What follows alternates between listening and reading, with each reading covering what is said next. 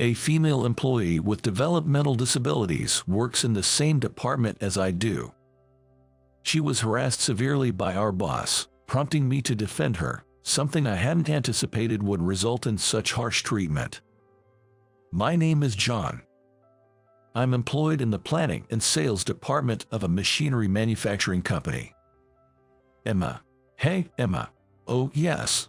What is it? After several attempts to capture her attention, the female employee responds. Her name is Emma, and she's my junior colleague.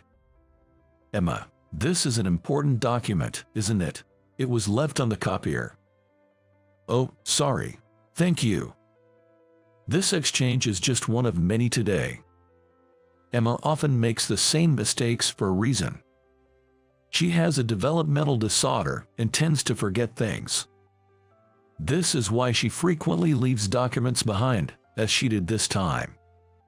However, her focus on work surpasses anyone else's, and she has been a great help to us on multiple occasions. If you're carrying documents, it might be a good idea to keep them in your bag. Yes, I'll remember that. Emma is diligent and honest, so my colleagues and I often support her. Except for one person. Hey John, come here. A man calls out to me, irritation in his voice. It's Mr. Anderson, our department head. Visibly upset, he beckons me. I have a rough idea of why. You need to be stricter with Emma. It's your lenient training that's hindering her progress. But she has a disability. I attempt to reason with him, but Mr. Anderson insists on being hard on Emma. In fact, he holds a low opinion of women in the workplace. Women should just stay at home and take care of the house.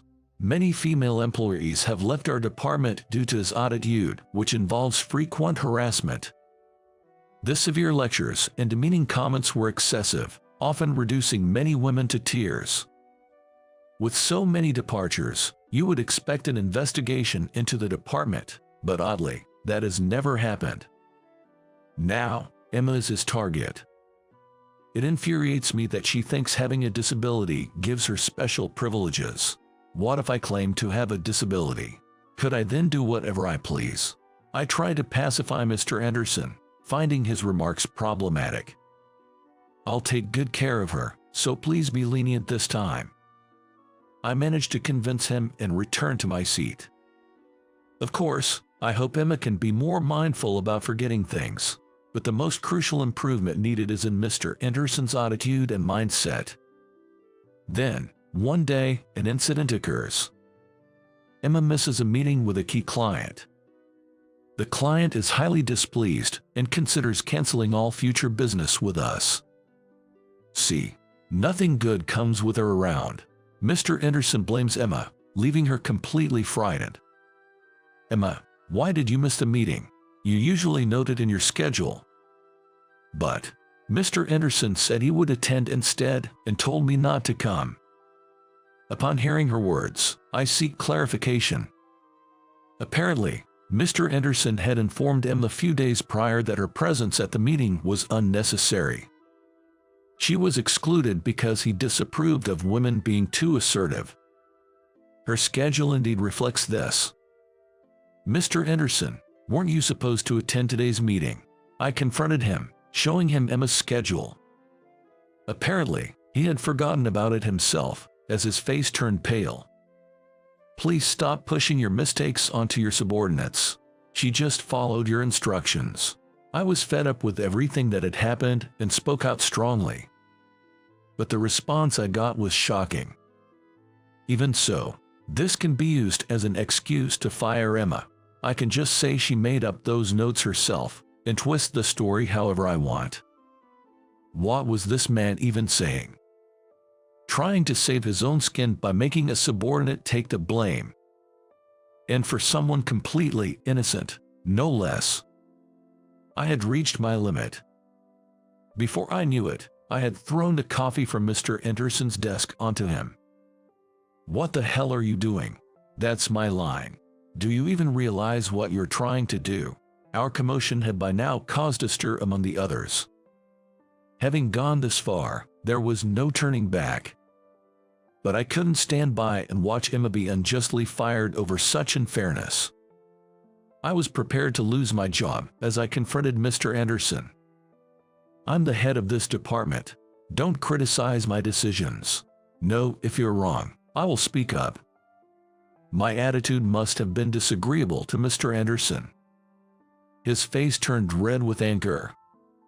Mr. Anderson said he would talk to HR and have me fired. At this point, it was just astonishing. It was his mistake in the first place, yet he was so quick to deflect blame onto others. I thought HR would understand if I explained everything. But reality was more cruel than I had imagined. "I've heard from Mr. Anderson. It seems you've been disrupting the harmony of the department." "What? What do you mean?" I was at a loss for words at HR Manager Michael's accusation. Disrupting the department's harmony. This was completely unfounded.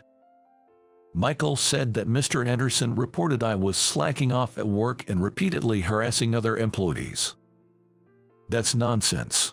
If you ask the other employees, they'll tell you. I tried to persuade him, but Mr. Anderson interrupted and I was forcibly removed. Outside the room, I confronted Mr. Anderson. "It's a lesson for those who oppose me. If I say it, even false information will be believed by that Michael." Mr. Anderson smirked as he said this. It turned out that Michael was Mr. Anderson's junior from their college days and would believe anything he said. In the end, my actions were utterly futile. I was left with nothing but despair. Back at the department, Emma approached me, looking downcast. "Thank you for standing up for me, and I'm really sorry for causing you trouble." "No, Emma, you did nothing wrong. I just did what anyone should do." What I did wasn't wrong. Even if it played into Mr. Anderson's hands, there's no shame in my actions. If my sacrifice could protect Emma, even for a short time, it wasn't all bad. I reassured myself. No matter what happens, I can be proud of what I did. The next day, as expected, I received my termination notice. I wasn't fired, but I was demoted and transferred to another department. My income would decrease, but at least I wouldn't starve. That was a small consolation. Reassuring myself with these thoughts, I finished preparing for the transfer and said my goodbyes. This is what happens when you defy me. Your sacrifice has probably made it clear to everyone that no one can oppose me now. You did a good job for me. Mr. Anderson mocked me with a triumphant smirk. I briefly greeted him and left the place. Then, Emma chased after me. "John, it's because of me that you're being transferred, isn't it? It's not your fault. The problem was the other party." I smiled at her, trying to reassure her. I was genuinely worried about what would happen after I left. Knowing Mr. Anderson, he would surely continue to pressure her and force her to resign. While Emma had her challenges, she was an essential part of the team. "Emma, no matter what happens, believe in yourself and don't give up, okay?" Leaving her with those words, I left the company. The next day, I went to my new department. It was a cleaning team in a factory, and the only other member was an elderly lady named Michelle Upshaw. I couldn't help but smile bitterly at the obvious demotion. "I've heard a lot about you. As long as you work hard, I have no complaints. Welcome aboard." It felt like a warning of some sort. Probably, she had been fed some not-so-flattering information about me. Regardless, I focused on learning the ropes and doing my job. For someone used to desk work like me, this physically demanding job was quite a challenge. But working hard and feeling useful was not a bad feeling. Michelle was helpful and patient, which made settling into the job easier. To think that there are departments like this in the company, and Michelle has been managing it alone all this time. Experiencing a different side of the company helped me see things I hadn't noticed before. In the end, it turned out to be a good experience for me. Several weeks after my transfer, On a typical day at work, I completed my tasks as usual. Then, during my lunch break, Michelle approached me. "John, you work very diligently. You're nothing like what I was told." "What exactly were you told about me?" From our conversation, it turned out that I had been portrayed as a problematic employee with poor behavior. She was told I was sent here for rehabilitation, and she braced herself for the arrival of a troublesome character. However, once I started working, I performed my tasks as instructed and actively asked questions whenever I didn't understand something. "I can't believe you're the problem employee they described. Is there more to your story?" In response to Michelle's question, I hesitated about telling the truth, but then figured there was nothing particularly secret about it. So I decided to share the whole story. Michelle listened to my story in silence, nodding along as I spoke. After I finished explaining everything, she let out a sigh and said, "Can this company really be okay with someone like that in a managerial position?" I completely agreed with her sentiment. Judging matters based on personal feelings and discarding necessary talent. If someone like Mr. Anderson, who seems to mistake the organization for his toys, is put at the head of a department, I can see the people under him having a hard time. This made me worry about Emma and the rest of my former team. But you, John, are remarkable. Standing up to your boss to protect your subordinate is commendable. It's hard to understand why someone like you had to face such treatment. Michelle's words, acknowledging my efforts amidst the hardship, brought tears to my eyes. I felt like all the emotions I had been holding back were finally being released. I'm worried about everyone back in the department, especially Emma. Under Mr. Anderson, they might just end up following his orders, and Emma could suffer even more. I wish there was some way I could help them. The bond and mutual support we had shared made me feel this way even more. After hearing my story, Michelle fell silent for a while. "That's right. We can't let such injustice go unaddressed." After hearing my story, Michelle said she wanted to take care of the matter herself. She offered to talk to the higher-ups on my behalf, but I refused, feeling I couldn't impose such a burden on her. However, Michelle was persistent and wouldn't back down. "Even if it's President Thompson, I believe he'll listen to an old lady's words." She said this with a smile, which somehow felt reassuring. Not knowing exactly what she planned to do, but feeling like there were no other options, I decided to accept Michelle's offer. The next day, as I arrived at work as usual, Michelle called out to me. "John, your job isn't here today, and you won't need to come back here from tomorrow." Confused, I asked her what she meant, and she just smiled and told me to go to the head office. Apparently, Mr. Thompson had personally issued an order for me to return to the planning and sales department. Could it be that Michelle? "Just go on, and don't ever come back here, all right?" She sent me off with a warm smile, and I thanked her before heading to the head office. "John, why are you here?" The first to approach me was Emma. Her exclamation drew the attention of other department members, who came over. When I announced that I had been reassigned back to this department, everyone was delighted. Of course, there was one exception. "Why are you here? You were demoted." Mr. Anderson, clearly surprised and upset by my return, approached me angrily. "You don't belong here. Get back to where you were sent." Even after I explained about the reassignment, Mr. Anderson refused to listen, insisting he set the rules here. At this point, I couldn't help but see him as nothing more than a pitiful middle-aged man. It was while I was pondering this that something happened. A man dressed in an elegant suit arrived. It was Mr. Thompson, the man who had ordered my return. "Mr. Thompson, what brings you to this place?" Mr. Anderson's attitude flipped, trying to ingratiate himself with Mr. Thompson. Everyone, including me, watched him with disbelief. "What seems to be the problem here? You appear unhappy with my decision. Speak up." Mr. Anderson fell silent at Mr. Thompson's words. He couldn't defy someone in a higher position than himself. But Mr. Thompson continued, unfazed. I've heard about your actions. You've been quite reckless with your position, haven't you? That is, Mr. Anderson tried to explain, but Mr. Thompson spoke about his harassment and misuse of power.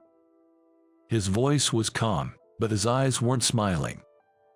It was clear he was angry. Furthermore, it was revealed that Mr. Anderson had been embezzling funds by manipulating sales figures. Do you think you're the one we don't need in this department? I'm sorry, I apologize. Mr. Anderson apologized, his face pale.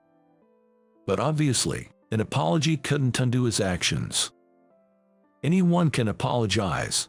What you need to do now is something different. Perhaps, prepare to leave the company with your belongings. Mr. Anderson turned pale at Mr. Thompson's words. Desperately apologizing, he begged not to be fired. Ignoring Mr. Anderson's pleas, President Thompson walked over to me. I've heard about you from my mother.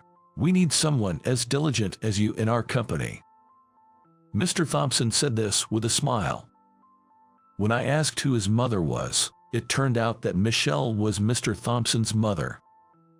Originally an employee of the company, Mr. Thompson married the daughter of the previous owner, who had taken a liking to him. Since he was also expected to be the successor, he became a son-in-law, which is why he and Michelle had different surnames. You have a great capacity for judgment, not based on superficial appearances but on the substance within.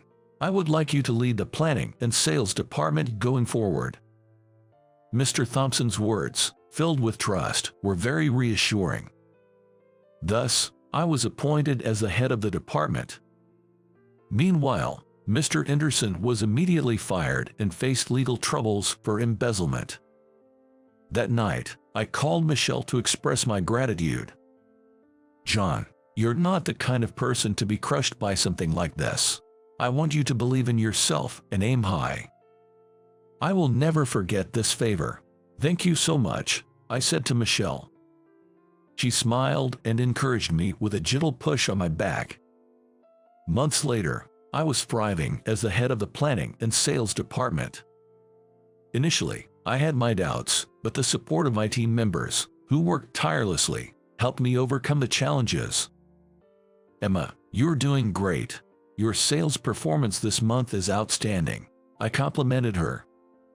Thank you, but it's all thanks to the support from you and everyone else, Emma responded. She was tackling her job while dealing with her disability. My advice on how to leverage and extend her impressive focus resulted in significant improvement in her performance. Our clients, witnessing her dedication and effort despite her challenges, offered their support. This just proves that gender or disabilities don't matter. There are definitely many people who can excel while facing their own challenges. Despite the previous pressure from Mr. Anderson, which had made it difficult for female employees to join the department, I was determined to change that. Committed to creating an environment where all team members, regardless of gender, could thrive and support each other, I continued to walk the path of action, matching my words. I revised the employee training policy, focusing on how to develop each individual's unique strengths. Observing from various perspectives and implementing these changes led to tangible results, and the department began to show a lively and productive atmosphere. Your appointment as the head has led to improved performance. Indeed, placing you in this position was the right decision. Having gained his trust and recognized for my ability to develop talent, I was promoted to the Human Resources Department. My new task was to identify and nurture young talents who would carry the company's future. Though I had once faced unjust treatment, my persistence and refusal to give in led me to where I am now. My belief in myself and my actions had brought me to this point. I vowed to continue living without bending my principles, staying true to my convictions,